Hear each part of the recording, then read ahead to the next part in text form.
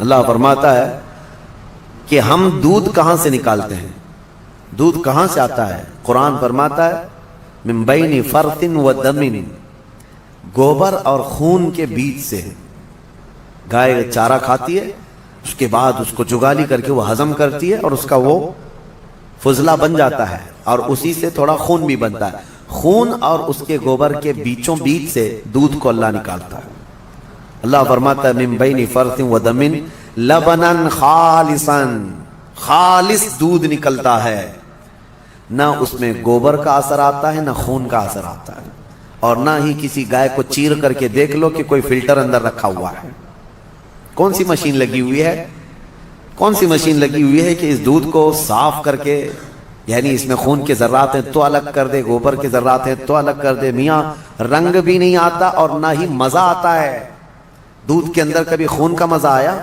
دودھ کے اندر کبھی گوبر کا مزہ آیا؟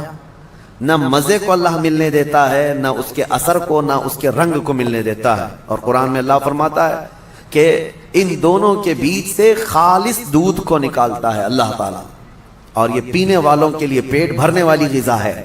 ایک اس کا ذکر ہے اس جانور کا، اور دوسرا مکھی کا، کہ مکھی جو ہے یہ عبرت کی چیز ہے۔ شہد کی مکھی، اللہ کرے کہ آپ کو کبھی ڈنک نہ مارے، کبھی ڈنک نہ مارے۔ اگر یہ مارتی ہے تو زہر چڑھتا ہے، جسم پھول جائے گا، چہرے پہ اگر کاٹ لے، کئی لوگوں کا اس میں انتقال بھی ہوا، موت بھی ہوتی ہے۔ اگر کئی مکھیاں مل کر کے کاٹ دیں آدمی کو شہد کی، آدمی مر سکتا ہے، زہر ہے۔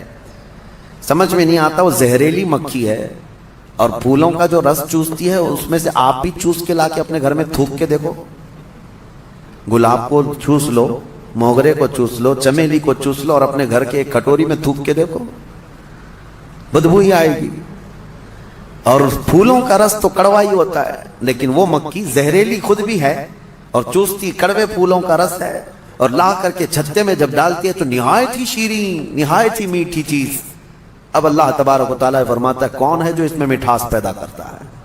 کون ہے اس کو مٹھاس پیدا کرنے والا؟ کون ہے؟ وہ خالق کائنات ہے، جو پھولوں کو رنگ دیتا ہے اور شہد کی مکھی کے منہ میں مٹھاس دیتا ہے۔ اب اسی کو کہا گیا ہے یہ عبرت کی چیز ہے۔ ویسے آپ کو میں یہ بات بھی بتا دوں، وہ ڈنک مارے تو زہریلی، لیکن تھوک دے اپنے چھتے میں تو وہ شفا والی غذا ہے۔ ایک ہی منہ سے دو چیزیں کیسے؟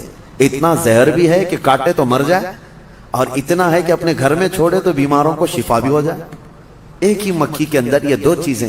اعلیٰ حضرت فاضل بریلوی رضی اللہ تعالیٰ عنہ کی یاد آتی ہے، آپ نے فرمایا گستاخان رسول کو، وہ فرماتے ہیں اعلیٰ حضرت ظالموں میں شہد کی مکھی کی طرح ہوں۔ اعلیٰ حضرت اپنے آپ کو کہتے ہیں میں شہد کی مکھی کی طرح ہوں، جس کی مٹھاس کا بھی جواب نہیں، جس کے ڈنک کا بھی جواب نہیں۔ وہ اپنوں کے لیے میٹھا رس دیتا ہے اور ظالموں کے لیے وہ ڈنک بھی مارتا ہے۔ اعلیٰ حضرت نے اپنے لیے مثال میں فرمایا شہد کی مکھی کی طرح۔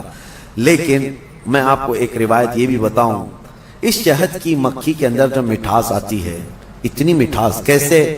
فرمایا کہ یہ جب پھولوں کا رس چوستی ہے تو پھولوں کا رس چوس کر اپنے گھر جانے تک یہ حضور پاک پر درود پڑھتی ہے، اور اس درود کی برکت ہے حضور پاک صلی اللہ تعالیٰ علیہ وسلم کے کہ اس کے منہ میں مٹھاس پیدا ہوتی ہے۔ اللہ تعالیٰ ہمارے منہ میں مٹھاس پیدا فرمائے، زبان میں آپ کے اثر پیدا فرمائے۔ یہ دونوں چیزیں اللہ تعالیٰ نے عبرت کے طور پر فرمایا ہے۔ دو جانوروں کا ذکر ہے اور دونوں عبرت کے لیے ہے۔